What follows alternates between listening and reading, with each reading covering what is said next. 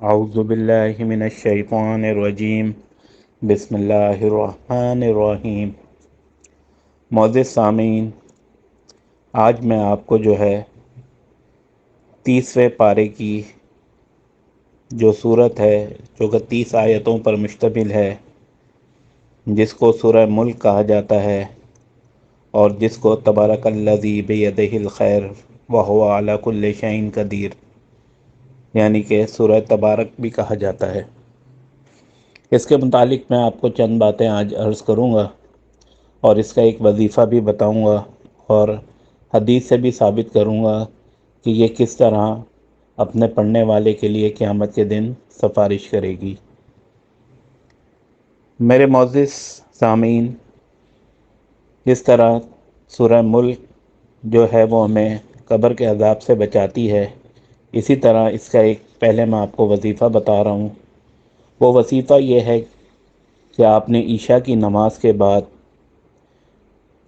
شروع اور آخر یعنی اول اور آخر 11 مرتبہ درود پاک یعنی کہ درود ابراہیمی پڑھنا ہے، اور اس کے بعد ایک مرتبہ یہ سورہ ملک پڑھنی ہے، جو کہ 30 آیات پر مشتمل ہے اور تبارک الذی سے یہ شروع ہوتی ہے، 30ویں پارے کی پہلی صورت ہے۔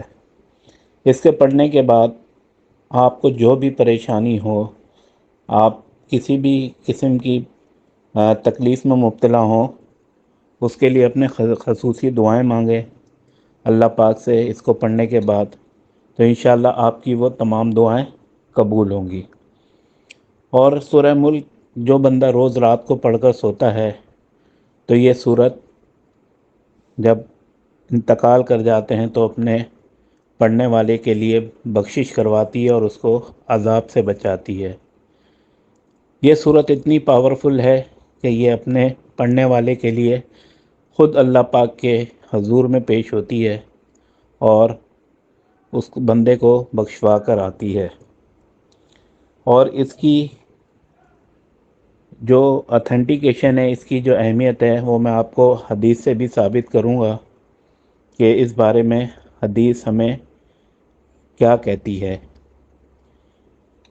اس میں آپ کو ایک حدیث سنانے لگا ہوں جو کہ سنن ترمذی کی ہے اور 2891 حدیث نمبر ہے، جس میں نبی پاک صلی اللہ علیہ وآلہ وسلم نے فرمایا، قرآن کی 30 آیتوں کی ایک سورت نے ایک آدمی کی شفاعت یعنی سفارش کی تو اسے بخش دیا گیا۔ یہ سورت تبارک الذی بیدہ الملک ہے۔ امام ترمذی کہتے ہیں یہ حدیث حسن ہے۔ اسی طرح ایک اور حدیث میں اسی سورت کے حوالے سے آپ کو بتاتا ہوں کہ اس کے پڑھنے کی کتنی فضیلت ہے کہ یہ اپنے پڑھنے والے کی شفاعت کرواتی ہے، یعنی کہ اس کو جو ہے وہ گناہوں سے بخشواتی ہے، اس کو عذاب قبر سے بچاتی ہے۔ اس سورت کی بہت فضیلت ہے، روزانہ آپ لوگ رات کو پڑھ کر سویا کریں۔ ایک دوسری حدیث ہے جس میں ہم سنن ترمذی کی ہے، وہ بھی جو کہ 2892 ہے۔ اس میں نبی پاک صلی اللہ علیہ وآلہ وسلم نے فرمایا کہ جب تک علم تنزیل اور تبارک الذی بیدہ الملک پڑھ نہ لیتے تو سوتے نہ تھے۔ امام ترمذی کہتے ہیں اس حدیث کو کئی ایک روات نے لیث بن ابی سلیم سے اس طرح روایت کیا ہے، مغیرہ بن مسلم نے ابو زبیر سے اور ابو زبیر نے جابر کے واسطے سے نبی اکرم صلی اللہ علیہ وآلہ وسلم سے اسی طرح روایت کی ہے۔ زبیر روایت کرتے ہوئے کہتے ہیں، میں نے ابو زبیر سے کہا آپ نے جابر سے سنا؟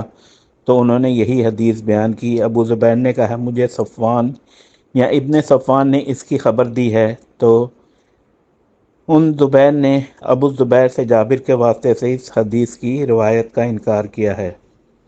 سنن ترمذی 2892۔ تو میرے معزز سامعین، جس طرح رسول پاک صلی اللہ علیہ وآلہ وسلم بھی روز رات کو یہ پڑھ کے سویا کرتے تھے، تو آپ بھی ان کے نقش قدم پر چلتے ہوئے اور حدیث کی روشنی میں اس صورت کو پڑھیں تاکہ یہ آپ کی شفاعت کا باعث بنے۔ جزاکم اللہ خیرہ۔